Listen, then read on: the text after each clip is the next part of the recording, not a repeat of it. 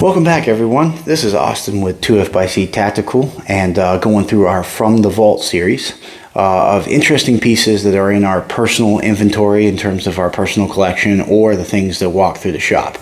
Most excited to talk to you about the ones that walk through our shop and are available. But we have gone through things like the 1853 pattern tower infield that we have in our own personal collection, things that you won't get to see every single day. And we do like to show and explain the history behind them. But one of the ones that we have today that's available is sticking with that Swedish theme of last week for the human rifle, the M38 made by Husqvarna in Sweden. And yes, we're not talking chainsaws here. We are talking rifles. Visit Ace if you'd like to get a chainsaw, but we happen to have the older Husqvarna variant of their weapon system made in Sweden.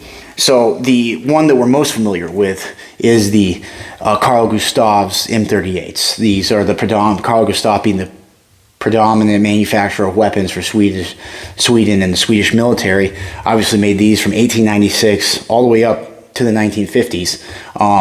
The bolt action kind of Gewehr 88 design, very similar anyway, keeping that short magazine, very similar to like Springfield 1903s, the shorter infield patterns, or shorter magazine patterns.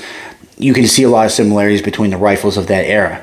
But by 1940, everyone realized, well, Europe is changing.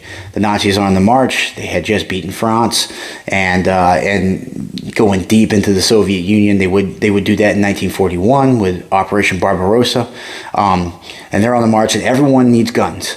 And pretty much, if you had a machine shop, you made guns.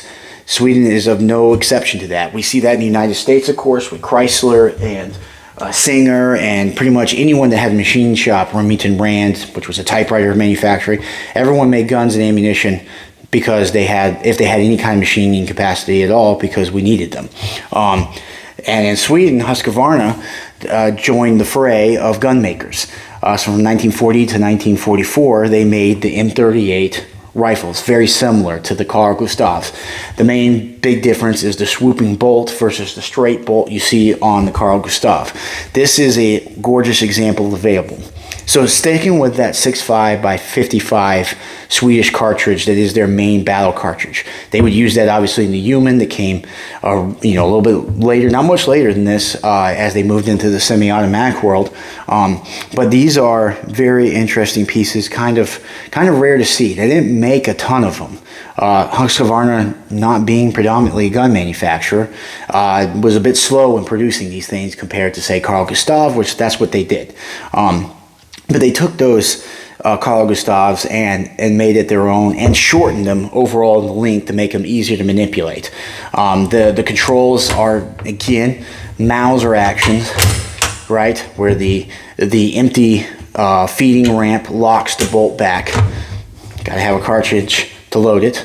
Very similar to a typical K98, if you will, or Gewehr 88 in terms of how the bolt works. You have your safety right here that would make it safe. Flip it over, makes it fire. Much simpler to make than the human rifles. Human rifles, as with all semi-automatics, are more complicated than bolts to make because of the more moving pieces, the gas systems, and all that you have to have in this. It has your typical manually manipulated rear sight and the cleaning rod that you would see just like on all of them. And again, if we were to look at the Nazi version, if you will, update of the Gewehr 88, this is in my personal collection. This is a K98 from the Czech factory, DOT, with the Nazi stamps on it. This one is from 1944, but very similar in idea. Still the Mauser action, right? You gotta pull the feeding ramp down. Now the bolt doesn't come out as far as it does on the Swedish option. Still has that swooped bolt design. Still could take stripper clips up there. This one could as well. To load it, all internal magazines and mechanisms, and your safety is manipulated much in the same way, right? So very similar. These are all kind of based off the same base gun, the Gewehr 88.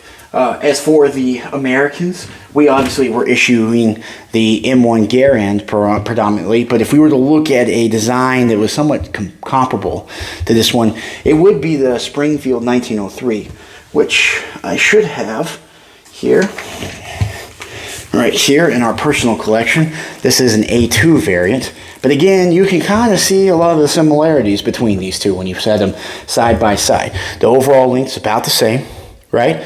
The manual working rear sight adjustment, very similar. The bolt is not a Mauser action, so it doesn't lock open on empty like the Gewehr 88, true Gewehr 88 clones. You do have the long firing pin mechanism that sticks out behind the bolt. Very similar safety to all that, but you can see the similarities because everyone in the early 1900s was kind of copying one another predominantly. There were some minor tweaks, but everyone kind of had the same idea in terms of how to build these things. But the Husqvarna rifle is just very interesting for it being made by Husqvarna. It's not something that we think about today. We see the dirt bikes, we see the chainsaws and other you know, small engine equipment that they make today. Most people forget that they actually made rifles. And these things became somewhat popular post-war. Most of them were sporterized, converted into hunting rifles, and kind of cut down, diced up to make it fit with modern optics or whatever. So you don't get to see them very often. You don't get to see them in original condition hardly at all.